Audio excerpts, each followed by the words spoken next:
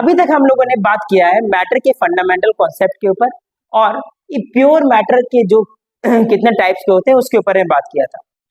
अब हम लोग स्टार्ट करेंगे क्लास 9th के जो न्यू एनसीईआरटी सिलेबस है उसके बारे में, जिसमें हम लोग इम्प्योर सब्सटेंस के बारे में डिटेल में बात करें। तो चलिए शुरू करते हैं और देखते हैं इम्प्योर सब्सटेंस होता है ये क्या होता है। हम लोगों ने ये देखा था कि जो इम्प्योर सब्सटेंस होते हैं वो क्या होते हैं, वो एक से ज्यादा पार्टिकल से मिलकर बनते हैं, उसी को हम लोग क्या बोलते हैं, इम्प्योर सब्सटेंस बोलते हैं। और उसे हम लोगों ने दो कैटेगरी में डिवाइड किया था, एक था होमोजीनियस और एक था हेट्रोजीनियस। आज हम लोग बात करेंगे होमोजीनियस मिक्सचर के बारे में और देखेंगे कि ये कितने टाइप्स के होते हैं, किस तरह से इन्हें बनाया जाता है। चलिए देखिए, हम लोग यहाँ पर देखते हैं कि इसके डेफिनेशन को, इसमें क्या लिखा हुआ है कि the mixture in which the components are uniformly distributed throughout, मतलब कि एक ऐसा मिक्सर जिसमें कि वो उसके जो कंपोनेंट होंगे वो हर जगह एक जैसे डिस्ट्रीब्यूटेड होंगे। जैसे कि मैं एक एग्जांपल लेके बताता हूँ कि अगर मान लीजिए आप वाटर और शुगर का एक मिक्सर ले रहे हैं, वाटर और शुगर का मिक्सर ले रहे हैं, इसमें मान लीजिए आपने क्या डाल दिया, इसमें आपने डाल दिया शुगर, ठीक है, और ये क्या आपका, ये है वाटर, है ना। अगर आप इन दोनों का एक मिक्सर बना रहे हैं तो आप अगर यहाँ से अगर कुछ पोर्शन को अगर लेते हैं और उसे आप टेस्ट करते हैं, और अगर आप यहाँ से कोई पोर्शन लेते हैं और उसे भी आप टेस्ट करते हैं, तो दोनों टेस्ट में एक जैसे होंगे, ठीक है, दोनों में कोई भी डिफरेंस नहीं होगा, ठीक है। तो इस तरह के जो सॉल्यूशन होते हैं इसको हम लोग क्या बोलते हैं, होमोजीनियस मिक्सर बोलते हैं। क्लियर है यहाँ पे। ये जो होमोजीनियस मिक्सर है, इसी होमोजीनियस मिक्सर को हम लोग क्या बोलते हैं, इसको हम लोग सॉल्यूशन भी बोलते हैं, इसको हम लोग क्या बोलते हैं, सॉल्यूशन। इसी होमोजीनियस मिक्सर को क्या बोलते हैं हम लोग, सॉल्यूशन बोलते हैं। तो चलिए अब हम लोग देखते हैं कि ये जो सॉल्यूशन होता है ये किस तरह से बनते हैं और इसके प्रॉपर्टीज क्या होते हैं। देखिए, जो सॉल्यूशन होता है इसको बनाने के लिए हम लोग क्या करते हैं, दो चीज का यूज करते हैं। एक सॉल्यूशन जो होता है दो चीज से मिलकर बनता है, एक होता है आपका सॉल्यूट और एक क्या होता है आपका सॉल्वेंट। एक क्या होता है, सॉल्यूट होता है और एक क्या होता है, सॉल्वेंट होता है। अब किसी भी मिक्सर में कौन सा सॉल्यूट होगा और कौन सा सॉल्वेंट होगा, इसे हम लोग कैसे पता करेंगे। तो वो देखिए, सॉल्यूट जो होता है एक ऐसा कंपोनेंट होता है जिसे किसी में मिक्स किया जाता है, जिस चीज को डिजोल्व किया जा रहा है किसी चीज में, उस चीज को हम लोग क्या बोलेंगे, सॉल्यूट बोलेंगे। और जिसमें वो डिजोल्व किया जा रहा है उस सब्सटेंस को हम लोग क्या बोलेंगे, सॉल्वेंट बोलेंगे, ठीक है। आपको ये बात याद है। देखिए सॉल्यूट में हम लोग क्या लिखेंगे यहाँ पे, the substance that dissolve in a solvent, मतलब कि जिस सब्सटेंस को किसी सॉल्वेंट में डिजोल्व किया जाता है, किसी दूसरे सब्सटेंस में डिजोल्व किया गया उसको हम लोग क्या बोले, सॉल्यूट बोले। और सॉल्वेंट क्या होता है, द सब्सटेंस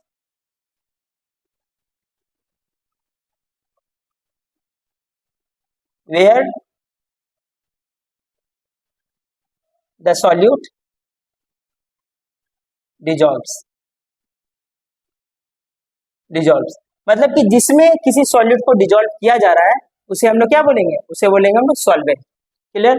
जैसे कि इस एग्जांपल में आप देखिए कि वाटर जो होता है इसे हम लोग क्या बोलेंगे, इसे बोलेंगे सॉल्वेंट, इसे क्या बोलेंगे, सॉल्वेंट। और ये शुगर क्या हो जाएगा, ये हो जाएगा आपका सॉल्यूट, ये क्या हो जाएगा आपका, सॉल्यूट हो जाएगा, ठीक है। अब देखो यहाँ पे कि ये जो सॉल्यूशन आपका बन रहा है सॉल्यूट और सॉल्वेंट से मिलकर बन रहा है। सॉल्यूट जो होता है ये जनरल केसेस में कम अमाउंट में होता है, और जो सॉल्वेंट होता है ये जनरल केसेस में क्या होता है, ज्यादा अमाउंट में होता है, ठीक है। आपको ये भी लिख देना है यहाँ पे कि लेस अमाउंट में ये होगा और ये क्या होगा, जनरली लार्ज अमाउंट में होगा, ठीक है। आपको ये दोनों बात यहाँ पे लिख देना, ठीक है। चलिए अब हम देखते हैं यहाँ पे कि किस किस तरह के सॉल्यूशंस यहाँ पे हम लोग बना सकते हैं। तो आप देखिए, अगर मान लो कि मैंने कोई लिक्विड लिया और लिक्विड में मैंने कोई सॉलिड को, सब्सटेंस को उसमें ऐड किया, तो वहां पे जो सॉल्वेंट था वो क्या था, वो एक लिक्विड था, इसलिए हम लोग इस तरह के सॉल्यूशन को लिक्विड सॉल्यूशंस बोलते हैं।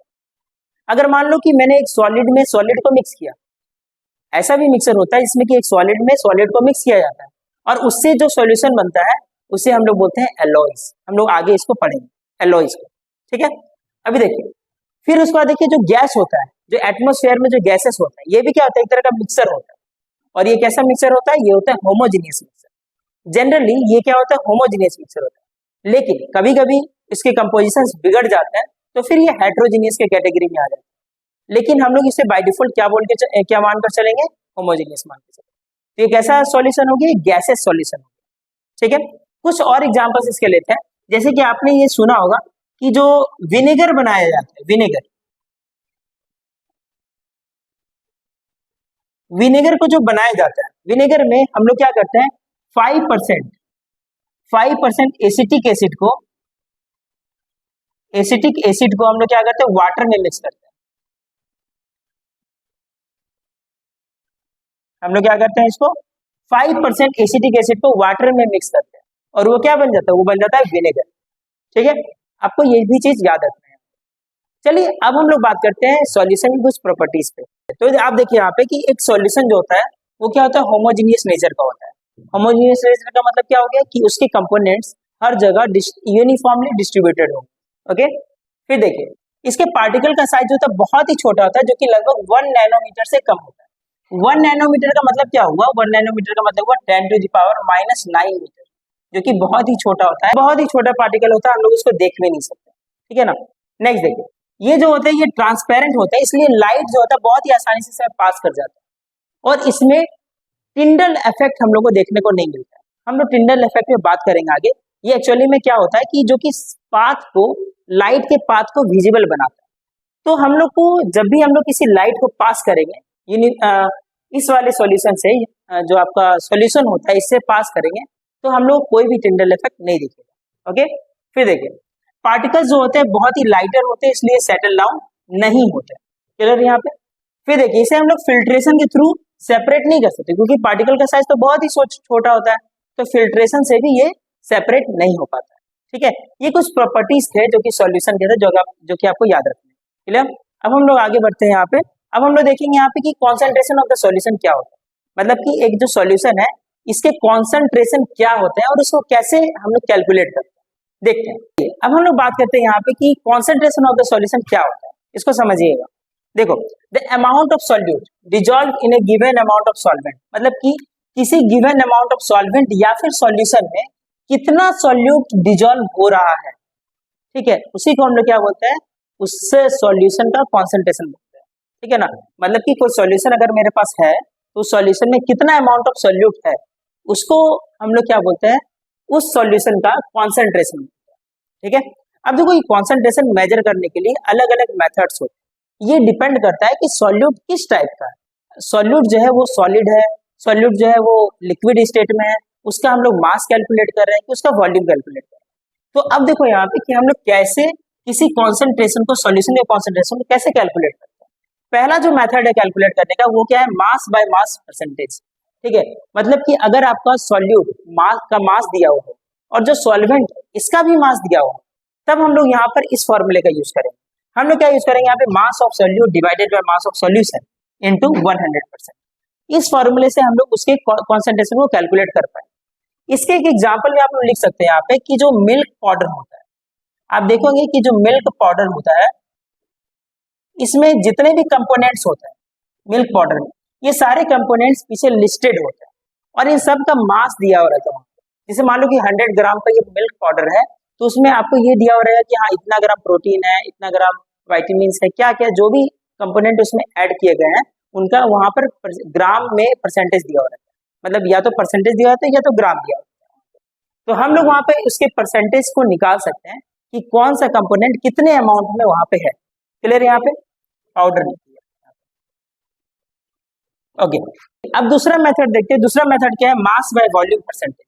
मतलब कि अगर आपका सॉल्यूट का मास दिया हो लेकिन सॉल्वेंट का वॉल्यूम दिया हो, क्योंकि सॉल्वेंट क्या हो, लिक्विड स्टेट में, तो ऐसे कंडीशन में हम लोग यहाँ पे मास बाय वॉल्यूम परसेंटेज को यूज करेंगे। इसका फॉर्मूला क्या होगा कि mass of solute divided by volume of solution into 100%। Clear. तो अब देखिए इसके एग्जांपल में आप लिख सकते हैं यहाँ पे, जैसे कि हो गया आपका ORS सॉल्यूशन। ORS का जो सॉल्यूशन होता है आपका, ये इसके एग्जांपल में आप लिख सकते हैं। ठीक है, इसमें क्या होता है कि कुछ मास होता है सॉल्यूट का, उसको हम लोग किसी लिक्विड में मिला रहे हैं। ठीक है, तो हम लोग यहाँ पे क्या बोलते हैं, मास बाय वॉल्यूम परसेंटेज बोलते हैं। इसके अलावा आप सलाइन वाटर भी ले सकते हैं। सलाइन वाटर जो होता है, आपको याद रखना है कि ये जो सलाइन वाटर होता है इसका कॉन्सेंट्रेशन जो होता है ये कितना होना चाहिए, 0.9% होना चाहिए। मतलब क्या हो गया कि 100 अगर ml वाटर है तो इसमें आप 0.9 ग्राम ही सॉल्ट को ऐड करते हैं। इतना सॉल्ट अगर इसमें ऐड होता है तभी वो सलाइन वाटर होता है। अगर इससे ज्यादा सॉल्ट हुआ तो फिर वो सलाइन वाटर नहीं बोला जाएगा फिर से, ठीक है, क्योंकि उतना अमाउंट ऑफ सॉल्ट को हमारे ब्लड को जरूरत नहीं होता, ठीक है ना। हम लोग को बस इतना ही अमाउंट का जरूरत होता है हमारे ब्लड, इसीलिए हम लोग इतना ही सॉल्ट मिलाकर सलाइन वाटर बनाते हैं। क्लियर यहाँ पे। अब देखिए थर्ड क्या है, वॉल्यूम बाय वॉल्यूम परसेंटेज, मतलब कि अगर आपका सॉल्यूट भी लिक्विड हो और सॉल्वेंट भी लिक्विड हो, दोनों ही लिक्विड हो, तब हम लोग यहाँ पे वॉल्यूम बाय वॉल्यूम परसेंटेज से इसे कैलकुलेट करते हैं। Volume of solute by volume of solution into 100%, ठीक है, इससे हम लोग कैलकुलेट करते हैं।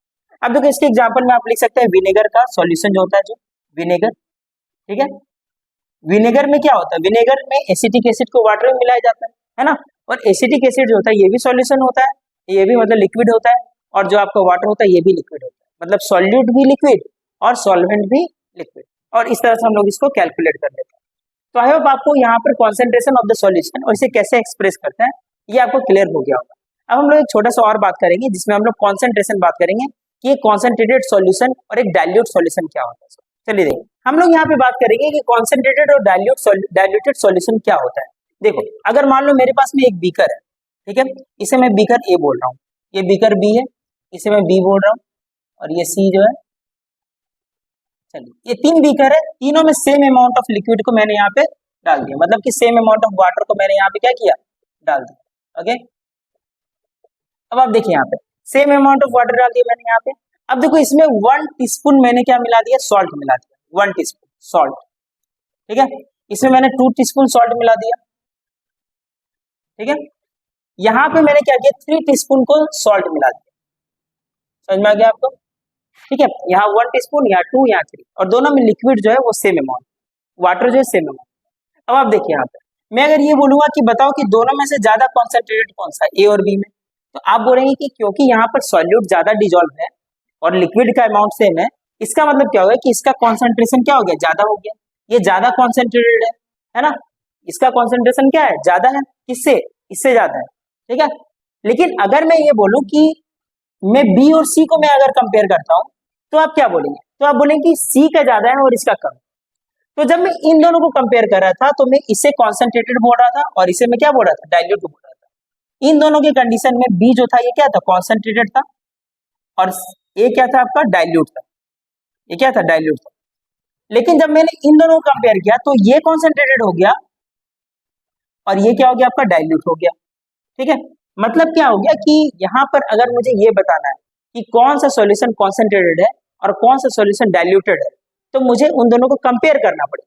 बिना कंपैरिजन के मैं बोल नहीं सकता कि ये डाइल्यूटेड है और ये कॉन्सेंट्रेटेड है, मुझे उसे कंपेयर करना पड़ेगा किसी दूसरे लिक्विड के साथ। आई होप आपको ये छोटा सा टॉपिक समझ में आ गया हो। तो देखिए आज की वीडियो में हम लोगों ने बात किया सॉल्यूशन के ऊपर में, सॉल्यूशन के कुछ कॉन्सेप्ट्स को यहाँ पे समझा। आगे हम लोग नेक्स्ट वीडियो में बात करेंगे सॉल्यूशन के ही कुछ और टॉपिक्स पे, जहाँ पे हम लोग उसके सॉल्युबिलिटी के ऊपर बात करेंगे। इस वीडियो में इतना ही था, मिलते हैं हम लोग नेक्स्ट वीडियो में, तब तक के लिए थैंक यू।